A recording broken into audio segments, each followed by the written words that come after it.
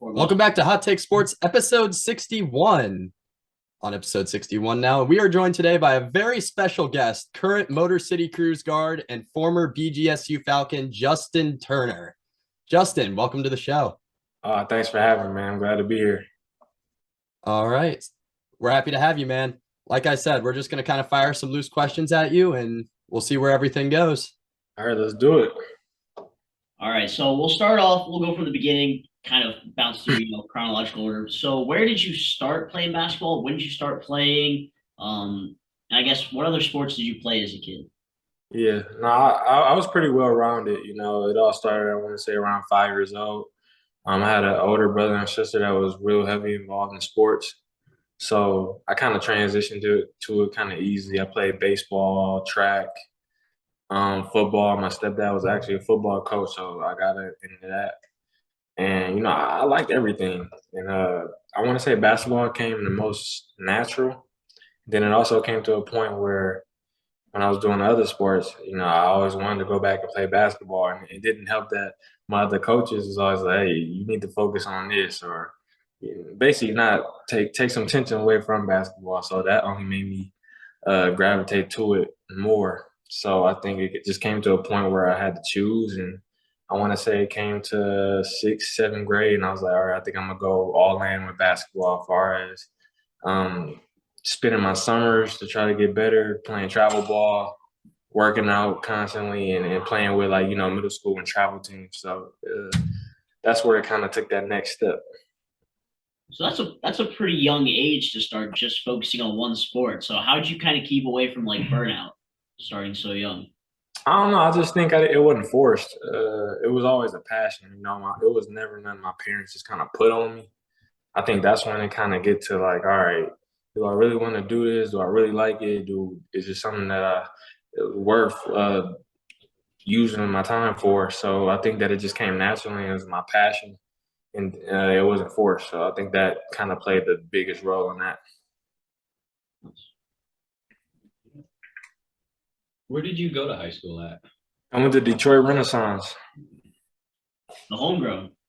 That's right. It's literally about 10 minutes away from where we practice now, so it's very familiar. That's pretty cool. So you're going to have a court named after you one day, right? I hope so, man. They already got the court named after somebody, so I'm going to have to do a lot of big things for it to get changed. Maybe the junior high gym. Maybe, hey, I'm gonna take. I'll take anything.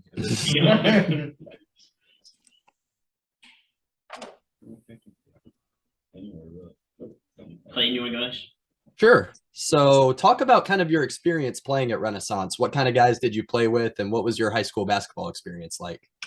Yeah, I think I got the best of both worlds. I got in the beginning. I got a chance to play as a freshman.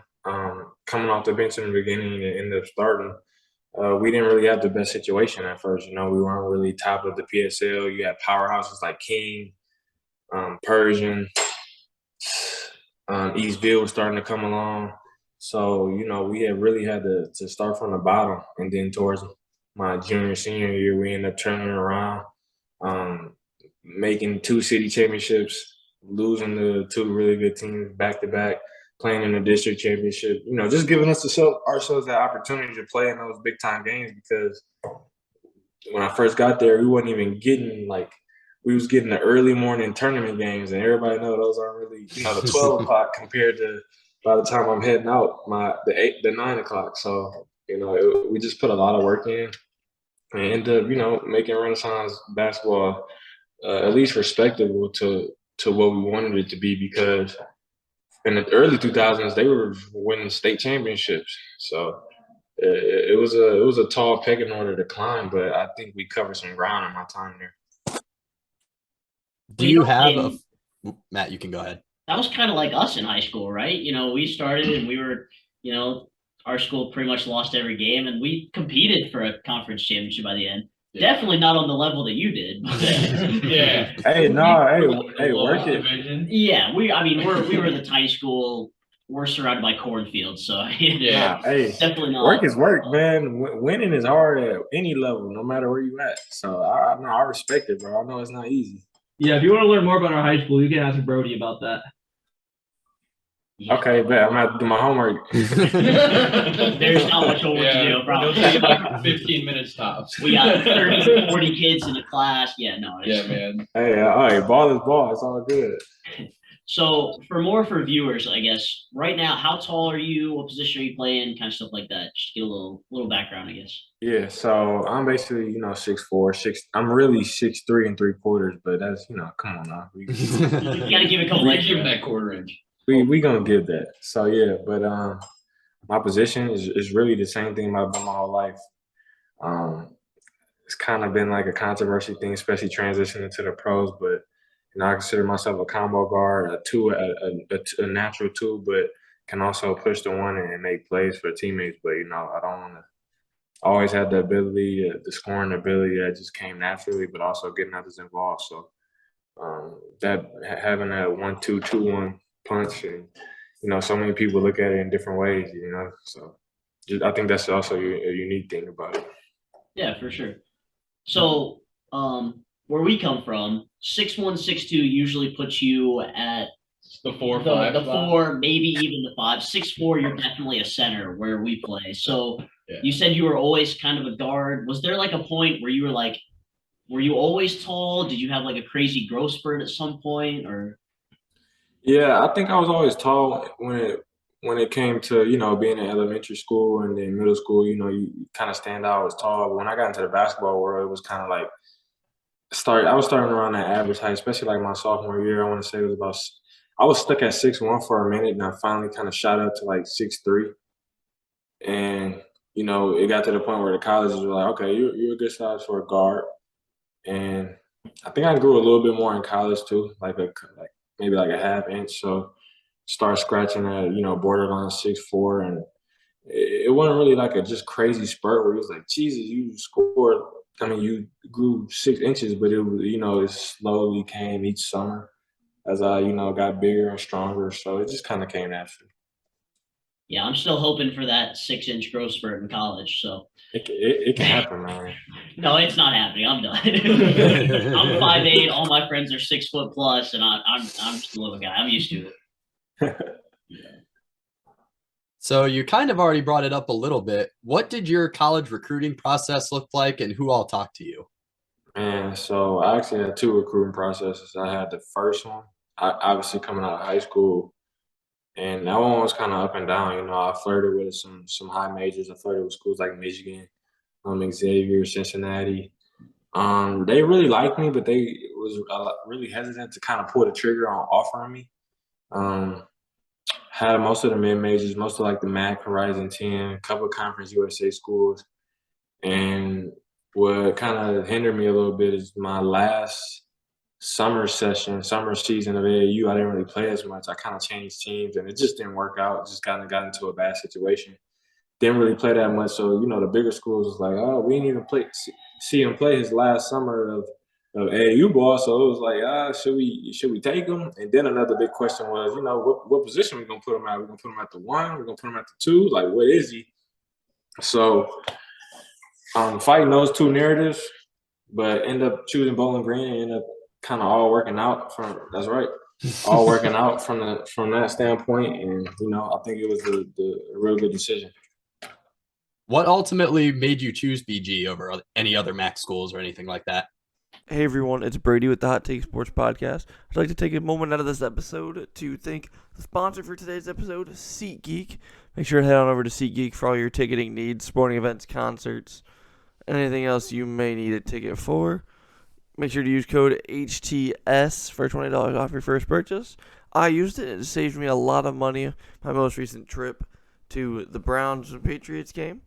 Feel free to check it on out and support the podcast. Yeah, I saw it as the same situation as my high school situation.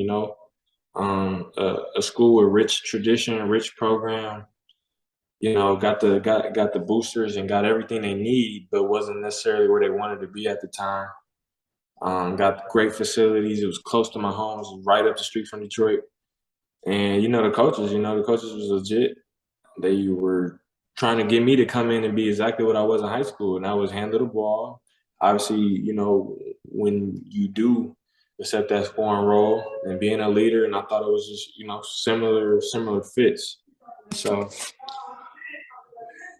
it all worked out. Brady was wondering if those rich traditions you were talking about were of the extracurricular variety, if you know what I mean. Not curious. I didn't hear you. Brady wanted to know if that rich tradition you were talking about was more of the extracurricular variety. It was both, man. Awesome. It was both.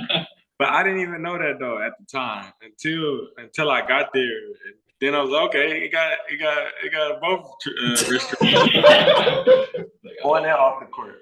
And for the listeners, we're talking about the national tractor pulls, of course. That is Obviously. Yeah. Obviously. Camaraderie. Yeah. Exactly. Yeah.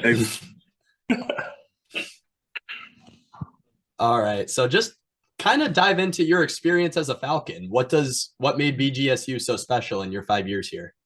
Man, I ain't even gonna lie to y'all. When I first got there, my parents dropped me off, and I was just like, "Bro, where am I?" Like this is, and honestly, it's not even like far as speaking. When you speak of like the country, it's not really the country. I just was so dramatic because I saw cornfields and Detroit's so different. So.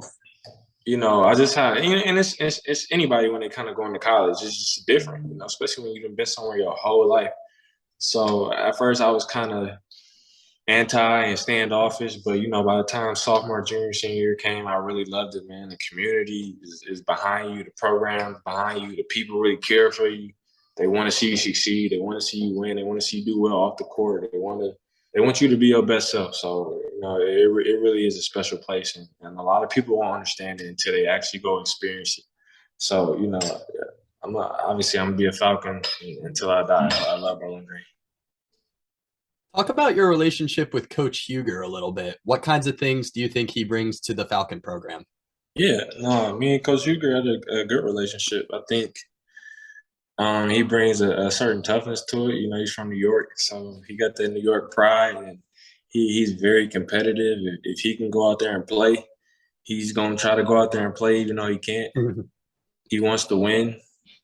He doesn't tolerate losing. He wants his guys to play hard, and so he's going to try to get the best out of you. So, and then obviously he played at a high level. He going to teach you some of those point guard skills, the reads, and all that type of stuff that you need to take the next steps. And then, by the time my senior year came, we had like a transparent relationship. He was able to come to me and think like, hey, well, we need to do better. And, what do you want? And vice versa. We had an open door kind of policy, and it worked for us. So arguably the biggest win in program history happened when you were there, when you guys beat Buffalo. Can you talk about that game? Yeah. That game was crazy. I think it was probably one of the best teams I played, just because you always hear about the ranked teams, and obviously they're ranked for a reason. But when you actually play against them, it's like, wow, like, all right, they're really good. Because I think they were like 13 or 14 at the time. So I'm like, okay, these ranked teams are, they no joke. Like, we really had to come bring our A game. But at the same time, I think I had the confidence for us to not be surprised when we won. I would think we was one of the teams that could actually go like blow for blow as far as having the talent stretch-wise, because we had a lot of talent that year. So, the game was crazy, the atmosphere was crazy, and it was definitely, people still talk about it, so it's definitely something you're going to remember. When talking about your teammates during your time at BG, who kind of pops into your head? Like guys that you played really well with, or guys that you could kind of throw the ball to and they were going to go get a basket or make something happen? Yeah, for sure. Got Dylan Fry's playing professionally now, making his way. I know he's going to make his way to the top leagues and be a name that guys keep looking at for the future. Caleb Fields at Fairfield right now. Demazio Wiggins playing professionally. Jeffrey Uju, he's about to be a dentist now. Was a great glue guy. Like, numbers didn't go crazy at you, but definitely needed him on our team. Antoine Lillard, he's playing professionally now. So those are some of the top guys I think of. Shout out to the guys. Yeah, that's right. Always. Squad. Going into your 5th year, you entered your name into the transfer portal, but ultimately decided to come back home for your 5th season. What kind of went on in that decision process for you? Yeah, that was tough, man, because it was all through COVID too, so I couldn't take any visits anywhere. But ultimately, I just thought BG was the best fit for me. You know, I thought that my final 5 that I had, I thought with Bowling Green, I thought we had just the same chance to go to the tournament. Now, obviously, we would have. It wouldn't have been through us being ranked or nothing like that. But I thought we had a really good shot to go back to the MAC championship and win. So, you know, I thought that was the best fit for me. And then I knew what I was getting myself into. I knew what my situation was. I think visits, not being able to take visits kind of hurt. But, you know, I think it all happened for a reason. So, and I don't regret going back. You know, I really did enjoy it. And so that you got that 5th year because of COVID, correct? No, that was my redshirt year. I still had another year left. Okay. Yep. So scored even more points. Man, I thought about it. Hey, if I would have known how the NLI stuff would have worked out, I definitely would have went back. So where did you live when you were on campus? I lived in High Point. I know where that is on 8th Street, it's kind of near Walmart. It's kind of near Southside 6. Yeah, okay. I feel like I know where that's at. Really? Yeah. Yeah, you would. It's kind of back there in the cut. I liked it. Because Brandon Hawkins, correct, Clayton? Yeah. BG. So we had a whole conversation about the hierarchy of the dorms at BG. So I didn't know if you had any input on the different dorms.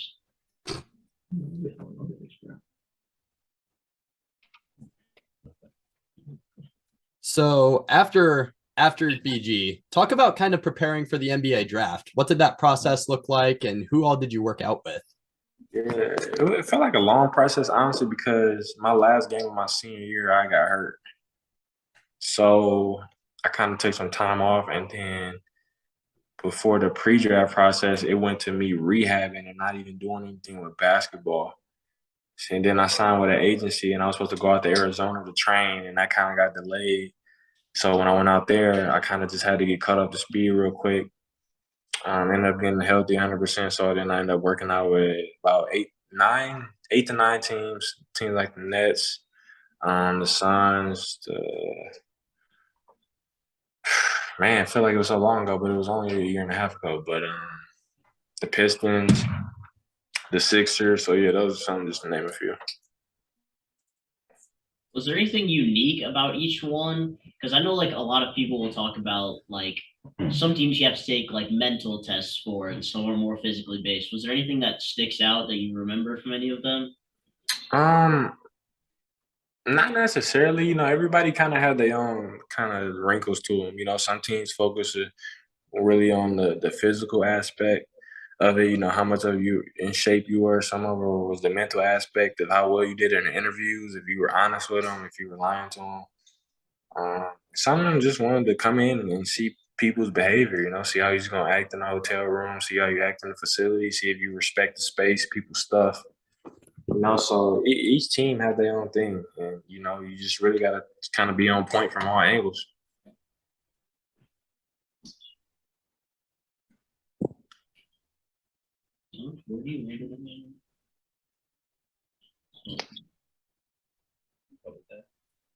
So after you trained and then the draft happened, did you have a feeling that did you think you were going to be picked late round, second round, or did you I kind of – oh, I'm sorry. I didn't mean to cut you off. Oh, you're fine. Go ahead.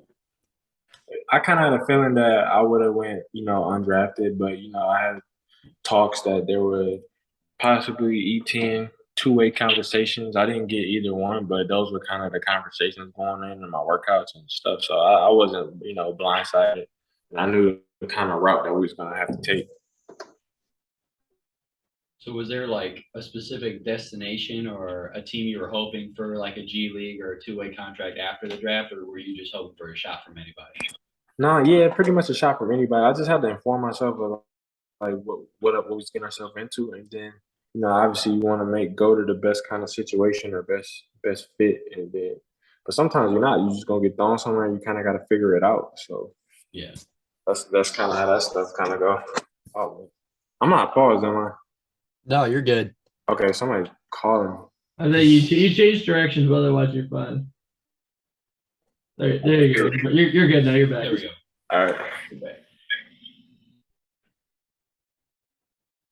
So the summer after the draft, you played with the Spurs during the summer league. What was that like? Like, how was it? How was playing, like, kind of your first real experience with professional basketball different than playing in college? It was pretty. I thought it was pretty good. It was different. It was faster. Dudes was bigger. Everybody's good. But I definitely think I kind of answered the question of myself of knowing that I had enough skill and game to play. I think coming up, especially college, and it was like, I don't know if he's good enough. I think I knew I had the certain things that like kind of fit in the league, but now it's like to the point where it's like, all right, you gotta be have a be good at a role. I think that's the next part. But that first summer league was a lot because it was just so much to kind of get accustomed to in a short span of time. But the situation that I had, I was playing the backup PG for Trey Jones, so I thought it was all right. It's a pretty good guy to be playing backup for sure. Yeah, exactly. Dude that played a good amount of NBA games. Yeah. Because a lot of people will go into the league, and one of the biggest things I always talk about is the difference in the 3-point line. So was that like a big factor to you, or? No, it definitely was, and it was something that was people were kind of glued on me too because I shot for my whole career. I probably shot like 36, 37, but my senior year of college, I shot like 29%. So it definitely was an adjustment, and I think I just got better at it as time went on. I'm still trying to perfect it. So it definitely can be quite challenging.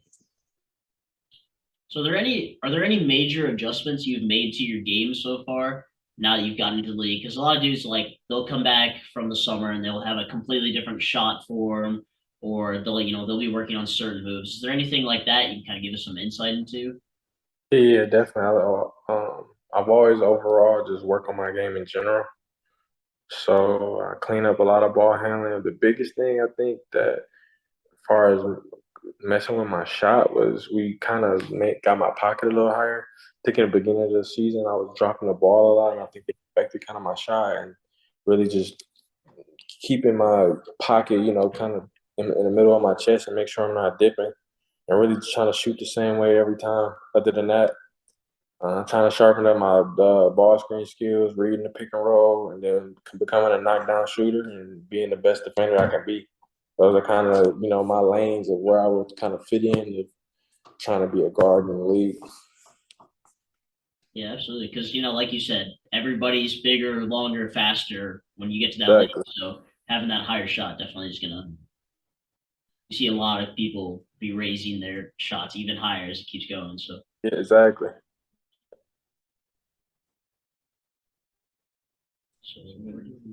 So the Westchester Knicks picked you at 4th overall in the G League draft. How did Right. that process work? And how did they contact you? My agent just called me, bro. Literally, like, you going to New York, 4th pick. I was like, dang, we went kind of high, but literally next day I went to New York. That's literally how fast it went down, and that's all that was to it. I talked to some coaches after, but before I was just waiting. So it was a very fast process. Where were you at when you got the call? I was already driving on my way home. What was that experience like being with them for a couple months? I wasn't even there for a couple of months, man. I was there for like a couple. But no, it was good because it was my first real pro experience as far as like structured practices and stuff. And they had a good setup down there as far as trying to do what the Knicks do and having a practice facility. But I thought I was overall pretty good. I got some good work in, good running. I thought I did well. It just didn't work out. It's also a business, and they made the best decision for them. So after that, obviously, you ended up at the Motor City Cruise. How did that process work? How did they contact you, and did you kind of know that the Pistons were looking for you? I knew they were interested because I know that they told my agent like Westchester didn't take him, we would have took him. So that all unfolded also pretty quickly. I want to say about 8 to 9 days after I got waived. So yeah, I knew they were interested, and then the GM Rob Murphy, I played against him in college. He was the coach at Eastern Michigan, so there was kind of like a real relationship there, and it all kind of unfolded quickly. And then I got here as soon as possible. Because there's a fair amount of guys from our area that have played overseas. Did you ever have any thoughts of doing that after college, or was it more about getting your opportunity in the United States? I think it was both. I never knocked going overseas, and I don't knock anybody for going there, but I wanted to, for sure wanted to give it a shot. I didn't want to just be on a G League team just to be on a G League team. I wanted to make sure. I wanted it to be, a situation where maybe I could see something keep growing. I never wanted to be to the point where like, all right, it's getting me nowhere. If I can keep growing and keep, taking the right steps, then I'm all for it. But definitely don't knock overseas, and but consider any offer if I think it's the best situation for me in my career. What are your overall expectations, both for yourself and for the team this upcoming season? Yeah, well, for myself, I just kind of said it already, but I want to keep growing and keep striving. I think that I can do something really well, like having a role here, and like I said, as defending, knocking down shots, making plays when it does come to me or when I have to. Making shots at a high level, but yeah, finding a niche and doing it really well. I think that's what I got to do before anything, before I can take any type of steps. Be a good player down here first. Awesome. Well, excuse me. So we've done a lot of basketball talk, of course, but it's also fun to kind of get to know guys that we get to talk to. Obviously, being in such a spotlight, not like above us. Anyways, oh yeah, totally nailed that, guys. We can cut that. Anyways, so what do you like to do in your free time, and what little you do get being in in the NBA system? But what are your hobbies? Man, I've been gaming a little more. I don't have time, man. I got a lot of family out here. My family's still out here. My friends out here, so I've been hanging out with them lately. Especially like I get out of practice and I'm right in the city, so it's literally where I'm from. I'm comfortable with, so I'm hanging out with friends. I say the biggest one is probably gaming. I guess I can consider myself a gamer. There you go. Are you an Xbox or a PlayStation guy? Or are you PC? Both. No. Xbox and PS5. Isaac. So now there's two guys on the planet that are on both sides. That's right. I think I'm more PS5 though. No, just two. What was that, Justin? I think I'm more PS5 though. Yeah, there we go. Well, I can do it the right way. What kind of games are you into right now? Actually, I know y'all probably think I'm on 2K and Madden, but I'm actually not. Like, I'll play those games, but I'm really into like story games, so like the cinematic games. So my favorite one is probably Last of Us Part 1 and 2. Okay. I really like God of War, Horizon, GTA. That's a big popular one though. It's a game called Days Gone I really like. So those are some that I'm like really on, like far as like playing story mode and all that stuff. Until you get into into the league, of course, and then you got to play it yourself in 2K more, right? Oh, for sure, gonna do that. I only play those games when I get challenged, but I'm still good at them. Oh, okay. I like it. Did you grow up an all Detroit sports fan then? I mean, pretty much. I never. You always want them to do better, like the Lions, for example. But I always been a fan. I'm always gonna be a fan. I love the Lions, love the Pistons, love the Red Wings, Tigers. Detroit, our pride. We don't care what's going on. We gonna support. So that's kind of been my narrative with it. Is that the vibe that you're getting from now being a Detroit athlete? Yeah, I think so. They wear their heart on their sleeve, but they definitely gonna be behind you when it's time for that. So I like it. So is there anything weird? I know the Motor City Cruise is a fairly new franchise. Is there like some still stuff like falling into place there or what? Do you know of anything? Not necessarily. You know, I think they still getting everything underway.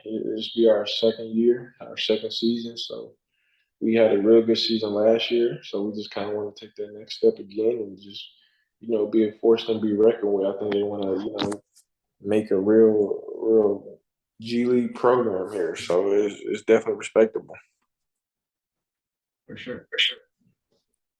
So where are you at on golf? On where? Golf. Golf? Yeah, the old whack. I actually don't play, but my stepdad just got me some golf clubs for my birthday, so I'm gonna start getting on. He told me that he told me I'm gonna discuss a lot of business on the golf course, so I gotta start getting ready. I gotta get my mind right. Oh, you can always golf with us if you need some practice runs. Yes. Oh yeah, I'm for sure down. We're gonna have to set that up next time in the summer. All right. Hey man, there's a great course in BG that we could play. I already know what you're talking about. Are those clubs going to be long enough for you? Does he know how how tall you are? Or? I ain't even cracked them open, bro. When I play with y'all, gonna be the first time I crack them open. All right. We've been playing now, like barely. Oh yeah, we've been playing for like 3 months. So yeah, we've gotten better than our first week of golf, but we're not good whatsoever. Like. You'll fit right in, I'm sure. Yeah. I wouldn't even give us amateur level. I haven't even played a big course yet, Justin. We can play it for the first time together. I'm down. Oh, that'd be great. Well, because I know I brought him up earlier, but we were talking about golf with Brandon Hawkins too. He's a hockey player for the Walleye. You don't know. He also went to BG. He's like a golfer, like every weekend he can all the time. We're like, we're not even close. Like the hockey players are usually always good. Yeah. Well, they got all that time during the summer. You're always in the gym, right? Exactly. It translates for them. All right. Well, that's all I've got. You guys got anything? I think you can ask him. Yeah, one more big question. Hot takes for us? Man, hot takes, man. I'm be in the G this year. People should check it out. I think we're gonna have a good team. I'm grinding, man. I think the future is still bright. So that's my hot take. Who do you have in the finals this year? I don't know, man. That's so tough. I guess the Pistons. Yes, that's what we like to hear. Do you want it to be the Pistons? I heard there's some pretty good French guy that's supposed to be coming up next year who might be pretty good. Yeah, I've seen him. He was with us. He was practicing with us in summer league. He is pretty good. I think he'd be nice. Did you play against him at all? He didn't really play that much. He kind of just did drill work and shooting. He had signed a contract to go back overseas and play, so he didn't get up and down with us. His agent shut that down quick. Did you get to see Scoot Henderson at all then? Who? Scoot. Yeah, I played Scoot in the previous season. We're gonna play him again this year. That's cool. So you're locking him up, right? I'm gonna try. I'm a guard. That's all I'm gonna say. I hold my own. He got better though. So. Well, Justin, I think that's pretty much all we have for you. We appreciate you coming on, and obviously wish you the best of luck this upcoming season. No, thanks, guys. I appreciate y'all having me. Had a good one. Had a good time. Thanks, you too. Awesome. So where can we find you? You got you and the cruise. Give us, social medias or whatever.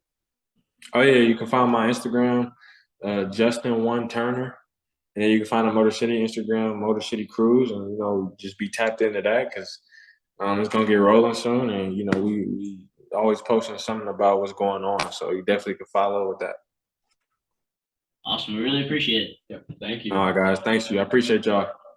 We appreciate you coming on. Have a good one, Justin. Sir, y'all too. Go Falcons. That's right. Clay, you deeply enjoyed saying that, didn't you? Oh, of course I did. Dude, I have no idea. Go joke. Go Falcons. But this concludes Hot Take Sports episode 61. Please follow us on all social medias at Hot Take Sports 16 to never miss an update. And please go use code HTS for $20 off of your next order at SeatGeek. Thank you guys for tuning in. Justin, thank you for coming on, and we'll see you guys next time.